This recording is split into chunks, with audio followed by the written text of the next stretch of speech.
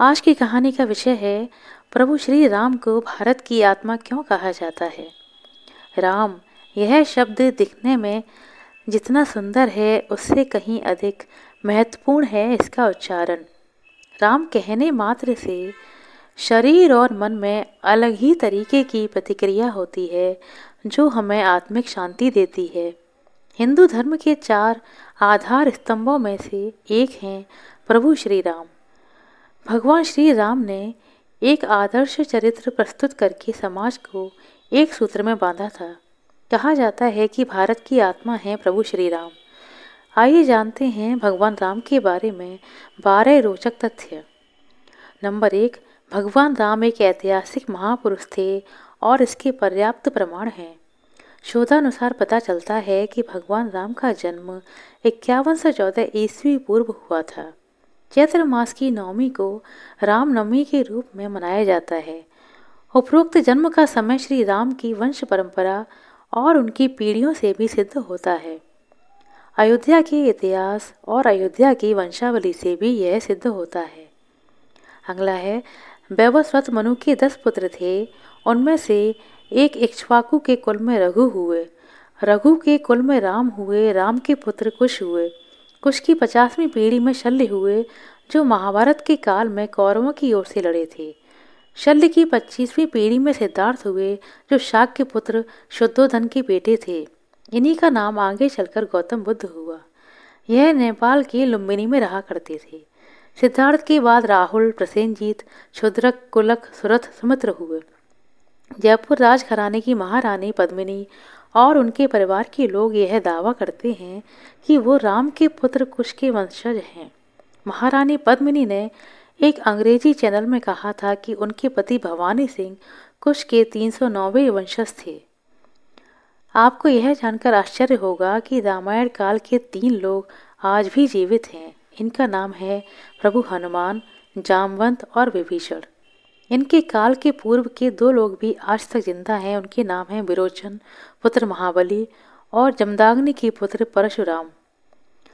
14 वर्ष के वनवास में से अंतिम 2 वर्ष प्रभु श्री राम दंडकारण्य के वन से निकलकर सीता माता की खोज में देश के अन्य जंगलों में भ्रमण करने लगे और वहां उनका सामना देश की अन्य कई जातियों और वनवासियों से हुआ।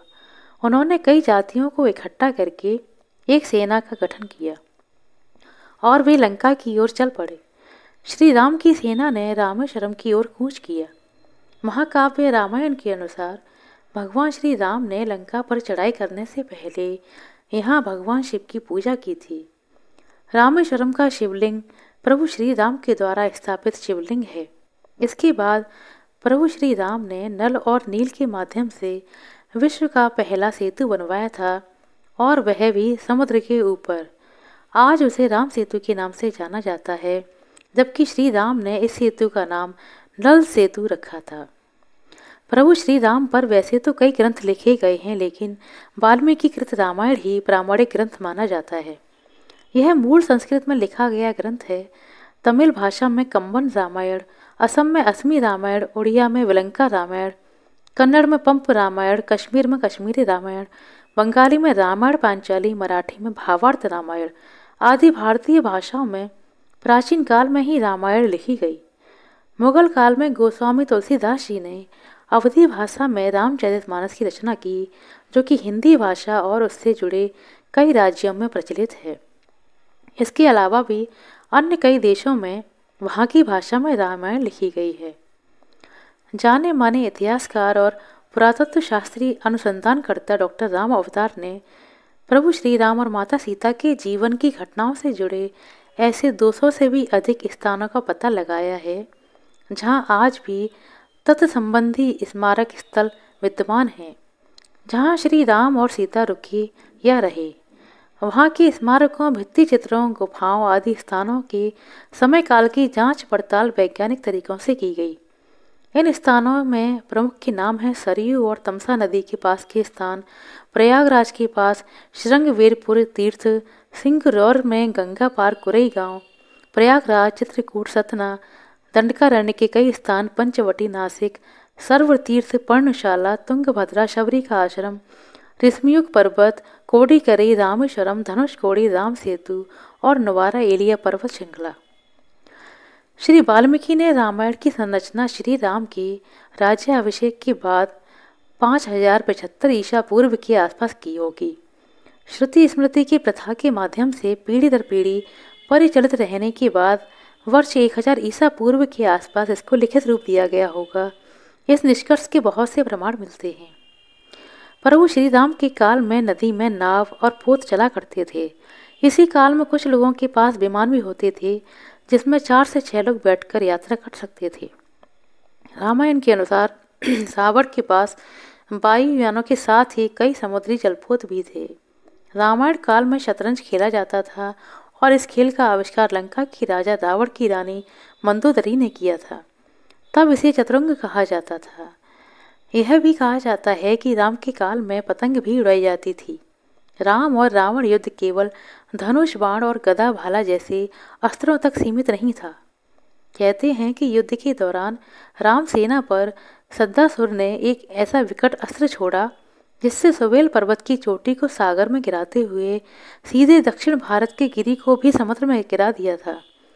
सद्दासुर का अंत करने के लिए बिजली के आविष्कारक मुनि अगस्त्य ने सद्दासुर के ऊपर ब्रह्मास्त्र चढ़वाया था, जिससे सद्दासुर और अनेक सैनिक तो मारे ही गए, लंका के शिव मंदिर में भी विस्फोट के साथ रहकर समुद्र में गिर गए थे।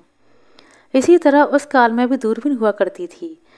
श्री राम को अग्निवेश ने एक विशिष्ट कांच दिया था जो संभवतः दूरबीन जैसा था। इसी दूरबीन से राम ने लंका के द्वार पर लगे दारू पंच अस्त्र को देखा था और प्रक्षेपास्त्र छोड़कर नष्ट कर दिया था। राम और रावण की सेनाओं के पास मुशुंडियाँ अर्थात बंदूकें थीं। कुछ सैनिकों के पास स्वचालित मुशुंडियाँ भी थीं। गस्त्य ने राम के हितार्थ शंकर से अजगव धनुष मांगा था। इसके अलावा दूरभाष की तरह उस युग में दूर नियंत्रण यंत्र था जिसे मधुमक्खी कहा जाता था। विभीषण को लंका से निष्कासित कर दिया गया, तब वह लंका से प्रयाण करते समय मधुमक्खी और दर्पण यंत्रों के अलावा अपने 4 विश्वसनीय मंत्री अनल, पनस, संपाति और प्रभाती को भी प्रभु राम की शरण में ले आया था। राम के काल में सभी लोग बहुत ही नैतिक और सभ्य थे। सभी मर्यादा में रहकर जीवन यापन करते थे। अधिकतर लोगों को वेदों का ज्ञान था। वनवासी और आदिवासियों के पूजनीय हैं प्रभु श्री राम। भगवान राम को 14 वर्ष का वनवास हुआ था। उनमें से 12 वर्ष उन्होंने जंगल में रहकर ही काटे। 12वें वर्ष की समाप्ति के दौरान माता सीता का हरण हो गया तो आखिरी के 2 वर्ष उन्होंने सीता जी को ढूंढने, वानर सेना का गठन करने और रावण से युद्ध करने में गुजारे।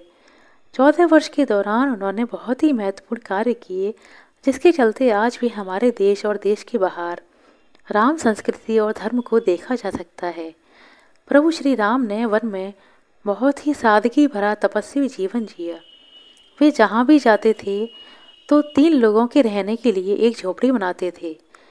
वहीं भूमि पर सोते, रोज कंद मूल लाकर खाते और प्रतिदिन योग साधना करते थे। उनके तन पर खुद के बनाए हुए वस्त्र होते थे। धनुष और बाण से वे जंगलों में राक्षसों और हिंसक पशुओं से भी सभी की रक्षा करते थे। इस दौरान उन्होंने देश के सभी संतों के आश्रमों को बर्बर राक्षसों के आतंक से बचाया। अत्रि को राक्षसों से मुक्ति दिलाने के बाद प्रभु श्री राम दंडकारण्य क्षेत्र में चले गए, जहां आदिवासियों की बहुल्यता थी।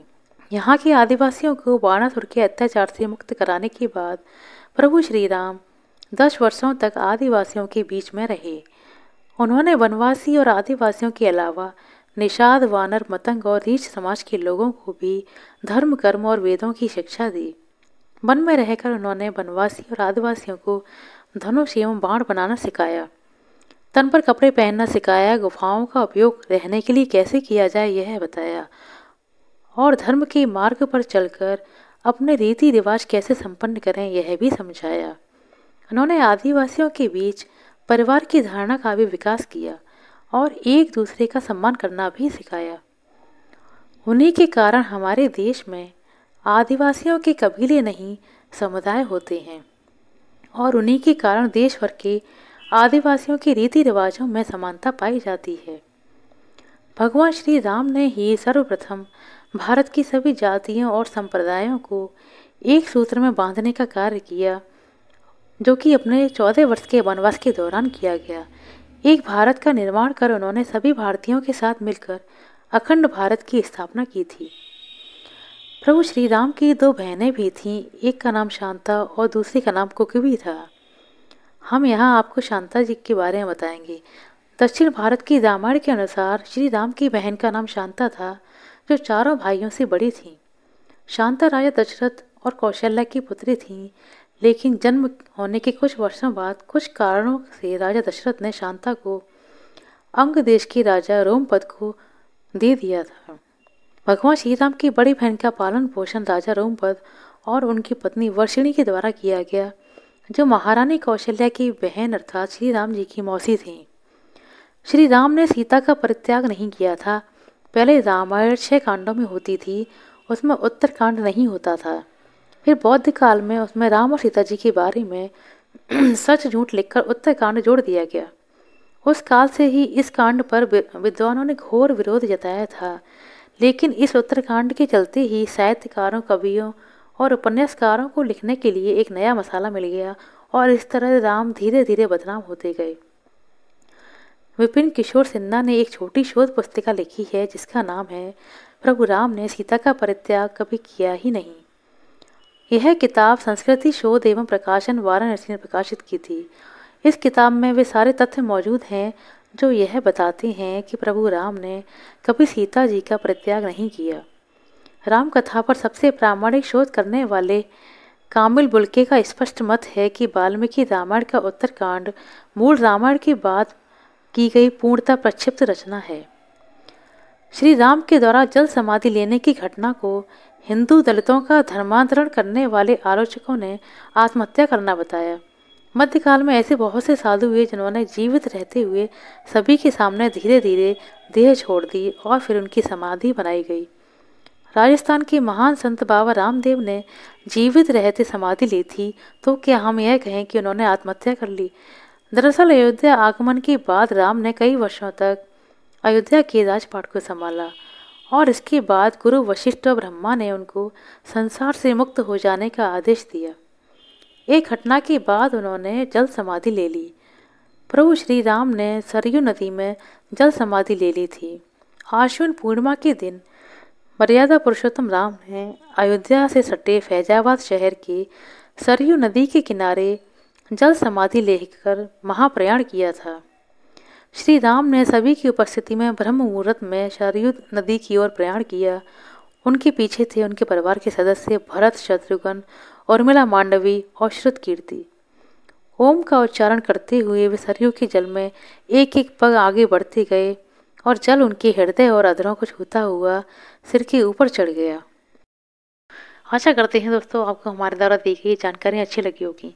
यदि जानकारी अच्छी लगी हो तो कृपया लाइक करें, शेयर करें। चैनल पर नए हैं तो सब्सक्राइब कर लें। अपना कीमती समय देने के लिए बहुत बहुत धन्यवाद। मिलते हैं अगली वीडियो में, तब तक के लिए नमस्कार। बोलिए प्रभु श्री राम की जय।